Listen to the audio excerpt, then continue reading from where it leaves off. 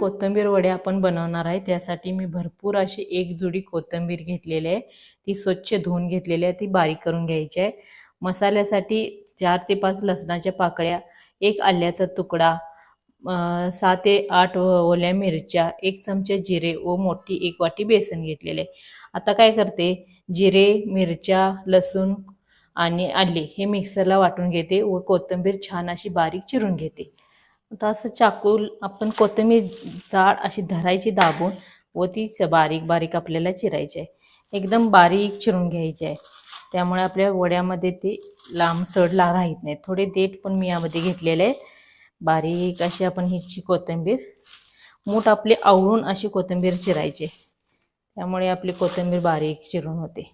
या पद्धतीने आता आपली ही बारीक कोथिंबीर चिरून झालेली आहे बघा।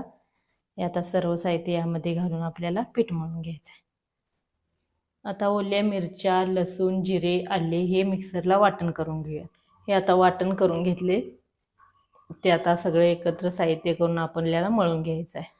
आता एका पातेल्यामध्ये सर्व साहित्य घेऊन आपण ते मळून घ्यायचं आहे। त्यासाठी मी इथे घातले 1 वाटी बेसन, चिरून घेतलेली भरपूर अशी कोथिंबीर, आले, लसूण व ओली मिरची याची केलेली पेस्ट, त्यानंतर यामध्ये घातलेले अर्धा चमचा हळद, चिमूटभर हिंग, अर्धा चमचा घातलेले ते लाल तिखट, चवीनुसार मीठ घालायचं आहे, 1 चिमूटभर ओवा, थोडीशी मी इथे टाकते कस्तुरी मेथी आणि अर्धा चमचा एवढं होईल एवढं यामध्ये घालते तेल। आता हे एकजीव करून घेते सर्व साहित्य।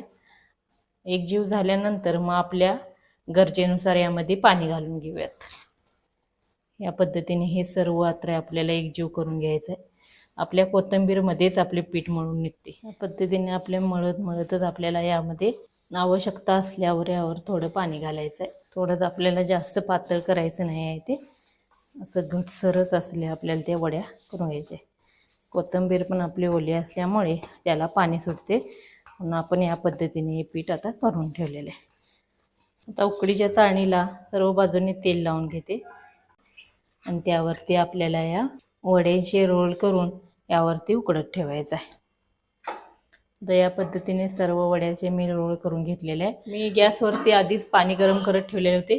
पाणी पण आपले छान उकळले, त्यामध्ये लिंबूचा 1 तुकडा टाकते, त्यामुळे काय होते आपले पातेले आतमध्ये काळे होत नाही, म्हणून त्यामध्ये आपण लिंबूचा तुकडा 1 टाकायला द्यायचा आहे। आता ह्यावरती वड्या आपल्याला चांगल्या 15 ते 20 मिनिटासाठी हवाबंद झाकण झाकून अशा पद्धतीने उकडत ठेवायचे आहेत।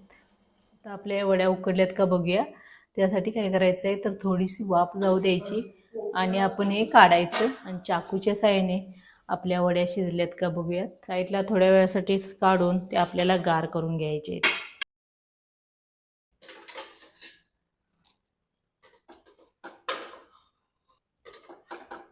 आता या 10 मिनिटासाठी गार होऊन द्यात, मग आपण चिरून त्यात तळायचे आहेत। आता वड्याला आपल्याला या कापून घ्यायचे आहेत। या पद्धतीने ह्या सर्व वड्या अशा कापून घेतलेल्या आहेत मी। आता कढईमध्ये तेल गरम करून सर्व वड्या आपल्याला या तळून घ्यायचे आहेत। आता कढई गरम झालेली आहे, त्यामध्ये आपण आता भरपूर असे तेल घालून आपल्या वड्या तळून काढायचे आहेत। तेल कडले का बघण्यासाठी मी यामध्ये थोडेसे 1 वडीचा तुकडा टाकून बघते।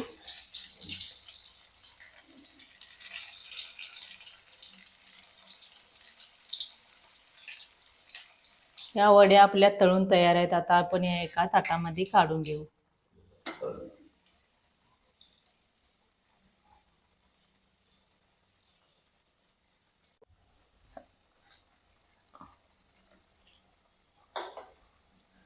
एका बाजूने चांगल्या भाजल्यानंतर दुसऱ्या बाजूने पण आपल्याला या अशा भाजून परतून घ्यायचे आहेत। आता ते सर्व वड्या मी अशा तेलामध्ये घातल्यात, त्या परतून घेते या पद्धतीने।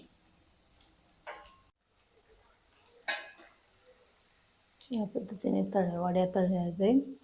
या वड्या तळायला मला 5 ते 7 मिनिटे लागली।